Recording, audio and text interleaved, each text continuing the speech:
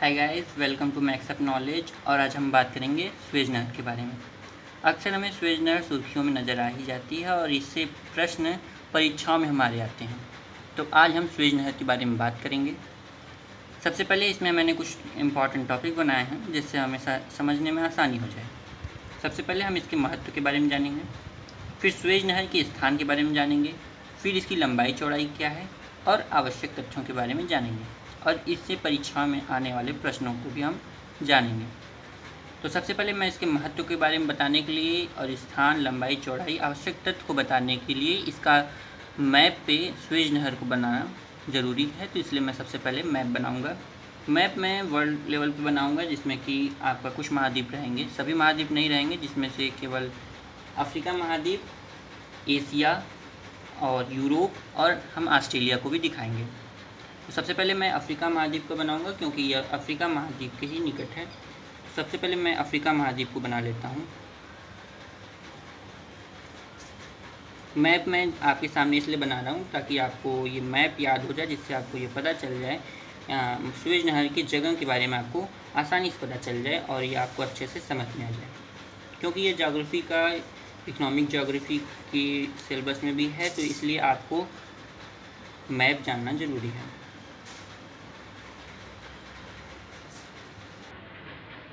तो हम यहाँ से देखिए अब अफ्रीका महाद्वीप बना लिया और ये हमारा अफ्रीका महाद्वीप हो गया। इधर यूरोप है, एशिया का ये भारत का दक्षिणी छोर मैंने दिखाया है। ये श्रीलंका है, श्रीलंका को दिखाना आवश्यक है क्योंकि इससे जुड़े कुछ तथ्य श्रीलंका से भी मिलेंगे। और यहाँ बगल में हम यहाँ ऑस्ट्रेलिया को ही बना देते हैं। ऑस्ट्रेलिया का ये मैप, क्योंकि जिसलिए ये स्वेज नहर फेमस है वो इन सब से भी जुड़ती हैं। तो इधर हमारा ऑस्ट्रेलिया हो गया। ये हमारा दक्षिण अफ्रीका। दक्षिण अफ्रीका में मेरे लगभग यहाँ पे 55 देश हैं। लोग यहाँ पे कंफ्यूज जाते हैं कि दक्षिण अफ्रीका और अफ्रीका में कंफ्यूज जाते हैं। तो ये हमारा जो दक्षिण अफ्रीका है ये अफ्रीका महाद्वीप का ही एक देश है जो कि इस स्थान पर है। यहाँ पर आपका दक्षिण अफ्रीका, यहाँ पर दक्षिण अफ्रीका है। तो ये अफ्रीका जो है अफ्रीका महाद्वीप का नाम है और दक्षिण अफ्रीका जो है ये देश का नाम है जो कि अफ्रीका महाद्वीप में है। इसके सबसे दक्षिणी छोर पर है। यहाँ पर आपका एक मेडागास्कर नाम की कंट्री है जिसका मेडागास्कर है। ये अफ्रीका हो गया।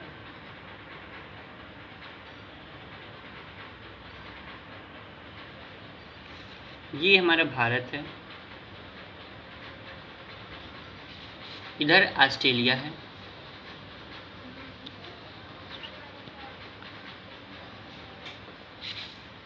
इधर यूरोप और इधर एशिया है। ये आपको बता दूं, एशिया और यूरोप को मिला के यूरेशिया बनता है। तो हमारा ये अफ्रीका हो गया। इधर हमारा अटलांटिक महासागर है। ये अटलांटिक महासागर, क्योंकि ये जल मार्ग था तो इसको भी दिखाना ज़रूरी है। अटलांटिक महासागर। इधर अरब सागर।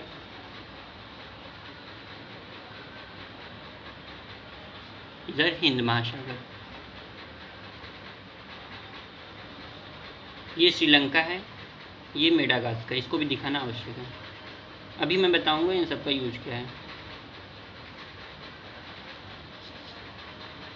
तो सबसे पहले मैं बता दूं, 2 सागर हैं इस नहर से जुड़े हैं जो कि ज़रूरी हैं। तो ये भूमध्य सागर है और ये लाल सागर है।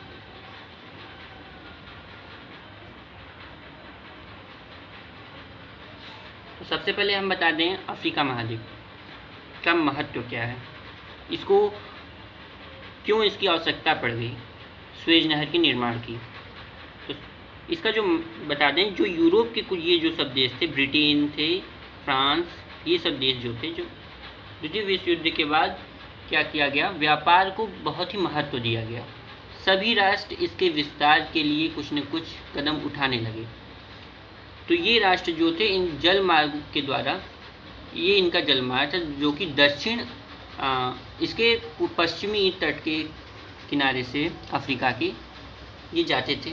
इधर से होते हुए ये पूरे अफ्रीका को पार करते हुए मेडागास्कर भी जाते थे। ये मेडागास्कर में जाते थे, कुछ यहाँ पर ईंधन, विश्राम, ये सब काम होता था। और फिर आगे यह इसी मार्ग से, जैसा कि मैं दिखा रहा हूँ इधर, इसी मार्ग से ये श्रीलंका, इस भारत और ऑस्ट्रेलिया, यानी कि एशिया का दक्षिणी और पूर्वी क्षेत्र, दक्षिणी और पश्चिमी क्षेत्रों में इसी मार्ग से द्वारा व्यापार किया जाता था। यूरोप के जो देश थे ये लोग अपनी सामान का आयात निर्यात करते थे। एशिया से लोग क्या करते थे, पशुओं को अनाज, फल, ये श्रमिक लोग इधर से ही ये सब आयात निर्यात करते थे। इसमें इन लोगों का समय बहुत लगता था क्योंकि लंबाई ज़्यादा थी, लगभग यहाँ 3 से 4 सप्ताह समय लग जाता था। तो इसी दूरी को कम करने के लिए स्वेज नहर की आवश्यकता को समझा गया। स्वेज नहर की अब बात हम करते हैं। स्वेज नहर क्या स्थान, महत्व को हमने जान लिया। महत्व इसका यह था, महत्व स्वेज नहर का है कि यह व्यापार से जुड़ी महत्व है, इसीलिए इसका निर्माण किया गया होगा। आगे हम जानेंगे कब किया गया, कैसे और किस स्थान पर किया गया। तो हम सबसे पहले स्थान की बात करते हैं। स्थान इसका जो है, स्वेज नहर है, 2 नहरों को जोड़ती है, 2 सागर को जोड़ती हैं, जिसमें से एक लाल सागर है और एक भूमध्य सागर। स्वेज नहर 2 सागरों को जोड़ती हैं। पहले हम देखेंगे, पहले यह स्थान स्थल था जो कि एशिया यूरेशिया है और अफ्रीका महाद्वीप को जोड़ा था, ये जुड़ा था यहाँ से। लेकिन यहाँ पे क्या किया गया, ब्रिटेन और फ्रांस, इन सब देशों ने मिलकर यहाँ पर एक नहर का निर्माण कर दिया। मैं इस नहर को भी यहाँ नहीं बनाया था, लेकिन अब मैं बनाऊंगा इसे। तो मैं नहर बना लेता हूँ। सबसे पहले इसी को इसी तरह हटा के यहाँ से ये पूरा नहर बना दिया गया। तो भूमध्य सागर और लाल सागर को जोड़ दिया गया स्वेज नहर से। यहाँ हम स्वेज नहर को इस तरह से दिखा देते हैं जिससे आपको समझने में आसानी रहे। ये हमारी स्वेज नहर हो गई रेड कलर से। स्वेज नहर क्या करती है, लाल सागर और भूमध्य सागर को आपस में जोड़ती है। यह 2 महाद्वीपों को भी अलग करती है, अफ्रीका और यूरेशिया महाद्वीप, इसे अलग करती है। अब हम देखते हैं यूरोप से जो आयात निर्यात इस मार्ग से किया जाता था, जल मार्ग से, अब वही व्यापार इस जल मार्ग से करते हुए इधर से होते हुए एशिया, ऑस्ट्रेलिया आदि मार्गों को किया जाने लगा। लगभग इस मार्ग की लंबाई 6400 किलोमीटर हो गई और यह लगभग 2 से 3 सप्ताह में ही यह मार्ग को तय कर लिया जाता है। और यह हो गया इसका स्थान। यह यहाँ पर मिस्र देश है। लगभग 1956 में इस देश का राष्ट्रीयकरण कर दिया गया, इस नहर का राष्ट्रीयकरण कर दिया गया। और यूएनओ ने क्या कहा, यूएनओ ने कहा कि यह नहर जो है, स्वेज नहर जो है, यह मिस्र देश के ही अधीन रहेगी। यह नहर मिस्र देश के अधीन रहेगी और इसी की देखरेख में रहेगी यह नहर। यूएनओ ने ऐसा सभी देशों ने मिलकर बताया। और इसमें यह भी कहा कि इस नहर के आसपास कोई भी राष्ट्र अपने सैन्य बल नहीं दिखाएगा। यहाँ पर युद्ध अभ्यास इस स्थान पर नहीं किया जाएगा, किसी भी प्रकार का युद्धाभ्यास यहाँ नहीं किया जाएगा। यह मार्ग हमेशा व्यापार के लिए खुला रहेगा। युद्धों के समय जो जहाज़ें रहेंगी वो इसी मार्ग से भी आ जा सकती हैं, कोई इसमें रुकावट उत्पन्न नहीं किया जाएगा। तो यह हो गई स्वेज नहर, मिस्र देश से होके गुजरती हैं। और अब मैं इसको बता दूं, इसकी लंबाई चौड़ाई की बात करते हैं। तो जो स्वेज नहर है, मैं यहाँ पे स्वेज नहर बना देता हूँ आपको अलग से। ये स्वेज नहर है, इसकी जो लंबाई है लगभग 162 किलोमीटर इसकी ये लंबाई है। इसकी चौड़ाई जो है लगभग 60 मीटर है और इसकी गहराई जो है 10 मीटर है। लेकिन बाद में इसकी आवश्यकताओं को देखते हुए यहाँ से अधिक मात्रा में व्यापार किया जाने लगा। जल मार्ग में क्या देखा गया कि बहुत ही कई पतली होने के कारण यहाँ से उतना आसानी से उसमें भी कठिनाई होने लगी। फिर यहाँ क्या किया गया, इसकी चौड़ाई को बढ़ाया गया, चौड़ाई और गहराई को भी बढ़ाया गया, क्योंकि और बड़े बड़े जहाज़ इधर से आने जाने लगे थे। तो ये हो गई इसकी लंबाई। यहाँ पर एक दो बंदरगाह हैं, जिसमें इस छोर पे जो बंदरगाह है इसका नाम है पोर्ट सईद, और दूसरे छोर पे जो है इसका नाम है पोर्ट स्वेज पतन। इसके दो प्रमुख बंदरगाह हैं जो कि दोनों किनारों पर हैं। अब इसकी लंबाई हो गई, चौड़ाई हो गई, गहराई पता चल गया। लंबाई इसकी 162 किलोमीटर है, चौड़ाई इसकी 60 मीटर, लगभग 10 मीटर इसकी गहराई है स्वेज नहर की यहाँ पर। अब इसकी बात करते हैं, ये आवश्यक तथ्य इससे जुड़े हुए क्या हैं। आवश्यक तथ्य में इसको जान लेते हैं। प्रश्न परीक्षाओं में यह पूछता है कि स्वेज नहर किन दो महाद्वीपों को पृथक करती है। तो यह अफ्रीका महाद्वीप और यूरेशिया, या आप एशिया भी कह सकते हैं, इन्हें दो भागों में अलग कर देती है या इनका सीमा बनाती है। दूसरा इनका तथ्य हो जाता है कि यह किन दो सागरों को जोड़ती हैं।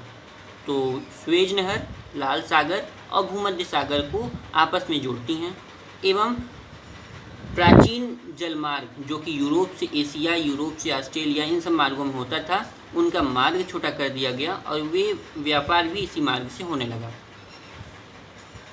अभी लगभग 2 महीने पहले, 2 या 1 महीने पहले स्वेज नहर सुर्खियों में थी, जिसका कारण मैं आपको बता दूं। स्वेज नहर जो थी, यहाँ पर स्वेज नहर से एक मालवाहक जहाज़ होकर गुजर रहा था, जिसका नाम था ईवर गिवर नामक एक मालवाहक जहाज। ये मालवाहक जहाज थी कि बहुत ही विशालकाय यह मालवाहक जहाज थी, जो कि इस नहर में जाकर फंस गई। फंसने के बाद, क्योंकि इस मार्ग से तो विश्व स्तर पर व्यापार किया जाता है, विश्व स्तर का यह परिवहन मार्ग है, तो इसलिए कई राष्ट्रों को इसमें परेशानी होने लगी, उनके व्यापार को नुकसान होने लगा। क्योंकि अगर ये अपना व्यापार इस मार्ग से पुनः स्थापित करते हैं तो इन्हें अधिक खर्च, अधिक समय का नुकसान होता। इसलिए वे क्या किए कि इस मार्ग का प्रयोग करने लगे, और ये गिवर मार्ग जब यहाँ फंस गया तब यहाँ के सभी व्यापार रुक गए, और इस व्यापार रुकने की वजह से यहाँ पर इन्हें कठिनाई होने लगी। व्यापार रुक गया, इनका व्यापार बंद हो गया, इनकी आर्थिक स्थिति कमज़ोर होने लगी। लेकिन अब मैं बता दूं कि इस जहाज़ को वहाँ से हटाया जा चुका है।